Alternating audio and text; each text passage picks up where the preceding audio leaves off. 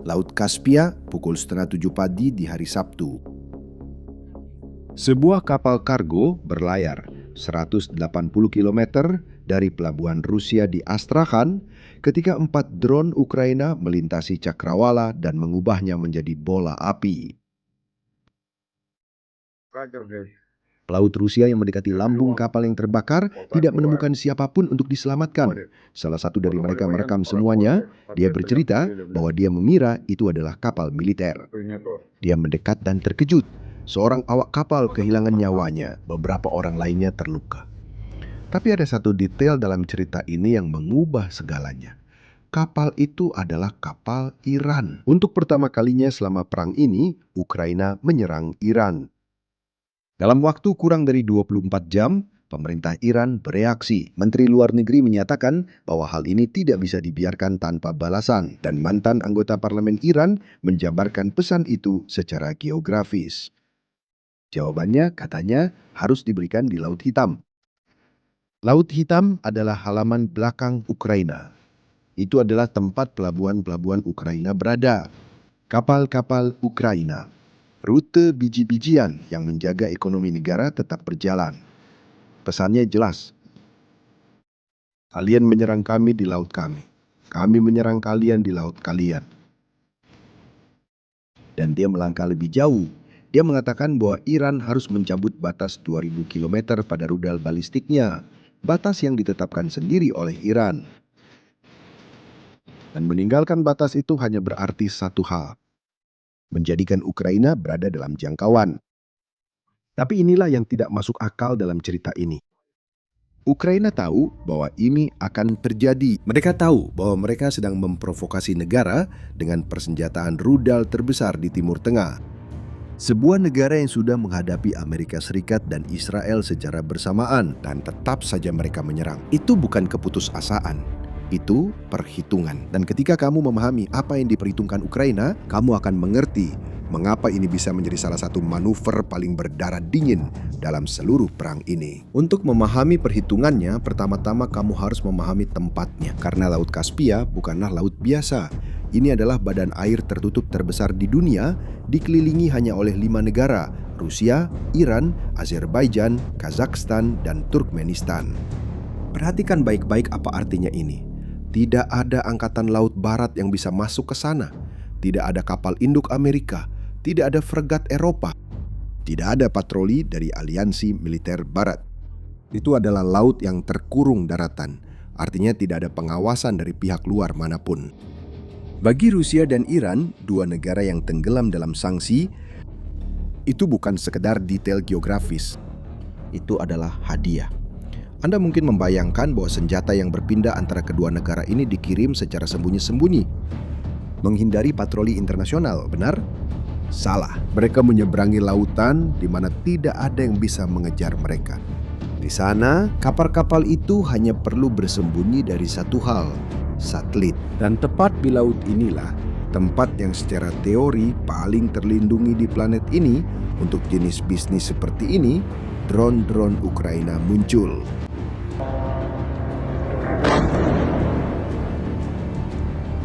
Pada dini hari Sabtu itu, penduduk setempat merekam dari atas gedung-gedung cahaya oranye yang naik dari seberang air, memproyeksikan pecahan-pecahan pijar dalam bentuk busur. Ada ciri khas dari ledakan sekunder ketika sesuatu yang mudah meledak atau mudah terbakar di dalam target juga ikut meledak. Pemerintah Iran segera bergerak untuk menyampaikan versinya. Mereka merilis gambar-gambar yang diambil dari kapal yang terkena serangan. Kapal kargo bernama Anna yang memperlihatkan ruang kargo yang penuh dengan gulungan lembaran baja. Mereka mengatakan kapal itu mengangkut 2000 ton besi yang merupakan muatan sipil, bukan militer, dan tidak berbahaya. Menurut versi Iran, dokumen-dokumen tersebut sepenuhnya membantah klaim dari Presiden Ukraina. Dan Ukraina? Baik. Ukraina mengatakan sebaliknya. Bagi mereka, kapal itu adalah bagian dari operasi yang harus dihentikan secara diam-diam. Dan disinilah cerita ini benar-benar dimulai. Karena menurut Dinas Keamanan Ukraina, target malam itu tidak dipilih secara acak. 2 dari kapal yang terkena Port Olia II dan Begay sudah dikenai sanksi oleh Amerika Serikat, Inggris, Kanada, dan juga oleh Ukraina sendiri. Dan sejarah mereka menceritakan sebuah kisah yang tidak banyak orang tahu. Kapal-kapal ini adalah bagian dari yang oleh para analis disebut armada bayangan. Kapal-kapal yang mematikan transponder mereka, alat-alat yang mengirimkan posisi setiap kapal di dunia, dan mereka begitu saja menghilang dari peta. Mereka biasanya mematikan transponder saat berada di dekat 3 pelabuhan. Astrakhan di sisi Rusia dan Anzali serta Amirabad di sisi Iran. Mereka menghilang saat bermuatan di satu negara dan muncul kembali dalam keadaan kosong di negara lain. Dan tahu apa yang melewati koridor tak terlihat itu? Angka-angka yang dikumpulkan oleh para peneliti dan dinas intelijen benar-benar mencengangkan. Hanya pada tahun 2023, lebih dari 300.000 peluru artileri dan sekitar 1 juta amunisi melintasi Laut Kaspia dari Iran ke Rusia. Mulai tahun 2024, lebih dari 400 drone Shahed menempuh jalur yang sama. Begay, menurut intelijen Ukraina, membawa amunisi, rompi, dan helm. Dan koridor ini terus berkembang. 40% lebih pendek dibandingkan rute melalui terusan Suez, hingga 30% lebih murah, dan diperkirakan volume antara kedua negara akan berlipat ganda tahun ini mencapai 10 juta ton. Kamu sadar apa yang terjadi? Ukraina tidak menyerang sebuah kapal. Ukraina menyerang jalur utama yang memasok mesin perang yang telah meluncurkan drone ke kota-kotanya selama 4 tahun. Dan jika analisis seperti ini membantumu melihat apa yang ada di balik berita utama, berlanggananlah ke kanal ini, karena cerita ini baru saja dimulai. Apakah kamu pernah berpikir kenapa Ukraina memutuskan untuk mengambil risiko ini? Mengapa memutus pasokan Rusia itu satu hal, tapi kematian seorang pelaut Iran dan kemarahan Iran adalah hal yang sama sekali berbeda? Apakah itu membenarkan risikonya? Untuk menjawabnya, Anda harus melihat perang ini dari sudut pandang seorang Ukraina, karena bagi Ukraina, Iran bukanlah negara netral yang diserang tanpa alasan. Sejak tahun 2022, pemerintah Iran telah memasok drone Shahed kepada Rusia. Drone-drone peledak berbentuk segitiga itu yang berdengung di atas kota-kota Ukraina hampir setiap malam, memburu gedung-gedung tempat tinggal dan pembangkit listrik. Ribuan drone itu sudah menghantam negeri itu.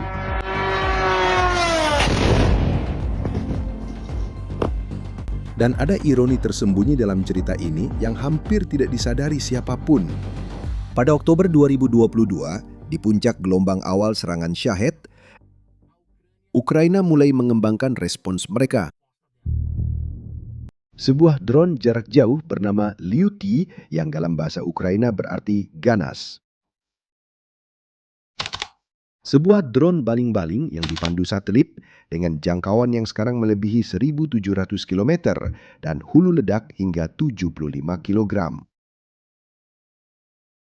Harganya sekitar $200.000 per unit. Dan tebak senjata apa yang kemungkinan besar melintasi langit Kaspia pada hari Sabtu itu? Ya, benar sekali. Drone yang lahir karena Shahed sekarang menenggelamkan kapal-kapal yang mengangkut Shahed. Dari sudut pandang Ukraina, tidak ada yang memulai perang baru. Mereka hanya membalas perang yang sudah ada.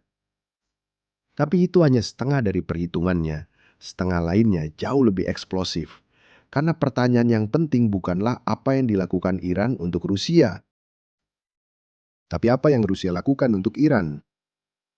Dan jawabannya mulai muncul pada bulan Maret ketika jet tempur Israel melakukan sesuatu yang belum pernah terjadi sebelumnya. Mereka membombardir pelabuhan Bandar Anzali di pantai utara Iran di Laut Kaspia. Gambar-gambar yang dirilis oleh pasukan Israel menunjukkan kapal rudal Angkatan Laut Iran lenyap dalam bola api. Satu per satu. Dan kemudian pusat-pusat komando di dermaga dibongkar hantaman demi hantaman. Ini adalah pertama kalinya dalam sejarah bahwa pesisir Iran di Laut Kaspia menjadi sasaran. Israel melihat di sana apa yang akan dilihat Ukraina 4 bulan kemudian. Koridor itu tidak lagi hanya digunakan untuk mempersenjatai Rusia. Arusnya telah berbalik. Setelah Rusia menasionalisasi produksi Shahed pada tahun 2023, memproduksi drone di dalam negeri dengan lisensi dari Iran, Rusia tidak lagi hanya menjadi pelanggan. Menurut pejabat Amerika, sekarang Rusia yang mengirimkan komponen drone ke Iran melalui Laut Kaspia membantu rezim tersebut untuk mengisi kembali persenjataan yang telah hilang dalam perang melawan Amerika dan Israel. Dan media Inggris melaporkan sesuatu yang lebih serius lagi. Rusia dikabarkan memasang mesin jet pada Shahed dan mengirimkan versi yang telah ditingkatkan ini kembali ke Iran untuk digunakan melawan Amerika Serikat. Mantan Duta Besar Amerika untuk Ukraina, Bill Taylor, menggambarkan siklus tertutup ini dalam sebuah wawancara baru-baru ini. Orang-orang Iran katanya menggunakan drone yang sama yang mereka berikan kepada Rusia untuk melawan Amerika dan sekutunya. Semua itu kemudian melahirkan sejumlah drone jarak jauh. Perang Iran menunjukkan bahwa orang-orang Iran menggunakan drone mereka sendiri, drone Shahed, yang telah mereka berikan kepada Rusia, tetapi orang-orang Iran menggunakan drone ini melawan sekutu kita dan kita sendiri. Dan mereka pergi, para sekutu kita di Teluk pergi ke Ukraina. Para sekutu di Teluk kemudian mencari siapa yang paling paham dalam menjatuhkan Shahed di dunia, Ukraina. Dan tentara Ukraina pergi ke Timur Tengah untuk mengajarkan cara memburu drone Iran. Tapi Taylor mengungkapkan lebih banyak lagi. Menurut dia, orang Rusia memberikan intelijen militer kepada Iran tentang lokasi pasukan Amerika. Ukraina mengatakan, kami akan membantu Anda menembak jatuh, melindungi dari drone-drone yang datang dari Iran. Hal lain, omong-omong, Rusia memberikan intelijen militer kepada Iran tentang lokasi pasukan Amerika Serikat. Dan Iran kemudian menyerang pasukan Amerika itu. Dan orang-orang Iran mengejarnya. Ini bukan tuduhan yang samar-samar. Pemerintah Ukraina mengklaim telah mencatat polanya. Satelit Rusia memotret pangkalan udara Pangeran Sultan di Arab Saudi 3 kali dalam 5 hari. Pada hari setelah foto ketiga, rudal Iran menghantam pangkalan tersebut dan melukai tentara Amerika. Pangkalan itu memang sudah dihantam selama berminggu-minggu. Dan pada bulan Juli, menurut analisis Ukraina, pola yang sama terulang kembali. 4 pangkalan dengan kehadiran Amerika, 2 di Bahrain, 1 di Yordania, dan 1 di Kuwait, menjadi sasaran satelit Rusia beberapa hari sebelum serangan baru. 18 orang Amerika sudah kehilangan nyawa dalam perang ini melawan Iran. Dan sekarang perhatikan apa yang terjadi selanjutnya. Karena ini seperti naskah film. Jumat malam, ruang oval. Seorang reporter bertanya kepada Presiden Amerika mengapa dia mengatakan bahwa Rusia tidak membantu Iran. Padahal sekretaris perangnya sendiri mengatakan sebaliknya. Trump menjawab dengan mengatakan bahwa Putin sudah memberikan janjinya. Dia berkata, "Saya percaya pada mereka. Saya rasa mereka tidak ingin mengecewakan saya." Saya percaya pada mereka. Beberapa jam kemudian, pada dini hari Sabtu, drone-drone Ukraina membakar koridor Kaspia. Dan pada hari Sabtu yang sama, Presiden Ukraina menerbitkan sebuah dosier satelit. Seperti yang bisa Anda lihat, Ukraina tidak memilih kapal itu secara kebetulan. Dan mereka juga tidak memilih minggu itu secara kebetulan. 3 hari setelah serangan itu, Presiden Ukraina duduk bersama Trump di Gedung Putih. Dan pesan yang ia bawa hanya satu. Sementara Anda mempercayai kata-kata mereka, lihatlah apa yang melintasi laut itu. Itulah perhitungannya. Tapi setiap perhitungan ada harganya. Dan harga di sini punya nama. Respons dari Iran. Menteri Luar Negeri Iran tidak hanya menuduh Ukraina. Dia menuduh Israel berada di balik serangan itu, menggunakan Ukraina untuk menyeret Eropa ke dalam perang, tanpa memberikan bukti apapun tentang hal itu. Juru bicara Komisi Keamanan Parlemen Iran menyebut Presiden Ukraina sebagai badut dan mendorong agar Iran mengakui wilayah-wilayah Ukraina yang diduduki sebagai wilayah Rusia. Dan saluran-saluran yang terhubung dengan rezim secara terbuka membicarakan tentang rudal balistik. Itu tampak seperti awal dari sebuah serangan. Tapi, perhatikan baik-baik posisi Iran sekarang. Di selatan, Angkatan Laut Amerika memperketat kontrol di Selat Hormuz setelah 13 malam berturut-turut pengeboman. Di utara, satu-satunya garis pantai yang sebelumnya aman, kini berubah menjadi zona perang. 4 pelabuhan Iran di Laut Kaspia beroperasi siang dan malam membawa gandum, jagung, dan minyak karena jalur itu tidak hanya mengangkut senjata, tapi juga makanan yang menopang rezim di bawah sanksi. Menanggapi Ukraina dalam situasi ini berarti membuka front ketiga tanpa menutup 2 front pertama. Tapi justru itulah yang membuat situasi ini sangat berbahaya. Sebuah negara yang terpojok seperti Iran, dengan harga diri yang terluka dan persenjataan ribuan rudal, biasanya tidak mengambil keputusan yang bisa diprediksi. Tembok tak kasat mata yang memisahkan perang di Eropa dan perang di Timur Tengah itu telah runtuh. Dan bukan rudal yang merobohkannya, melainkan sebuah kapal kargo tenggelam di laut yang tidak tampak di peta perang manapun. Iran mempersenjatai Rusia melawan Ukraina.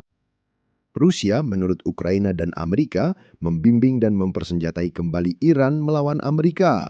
Dan Ukraina, negara yang awalnya hanya menjadi korban dalam cerita ini, sekarang memilih target yang berjarak 1.000 km dari rumah dalam konflik yang secara resmi bahkan bukan milik mereka. Kenyataannya, perang sekarang tidak lagi bisa dikotak-kotakan. Dan jika janji Iran berubah menjadi rudal sungguhan, apa yang dimulai dengan sebuah kapal di Laut Kaspia bisa dikenang sebagai hari ketika 2 kobaran api itu menyatu. Kisah ini masih jauh dari selesai dan setiap bab barunya akan dibahas di sini. Jadi jangan lupa untuk berlangganan kanal ini. Dengan begitu, kamu akan tahu kapan langkah berikutnya terjadi. Dan jawab aku di kolom komentar. Menurut pendapatmu, apakah kita sedang melihat awal dari satu perang saja atau masih 2 perang yang terpisah? Terima kasih atas perhatian Anda. Sampai jumpa di video berikutnya.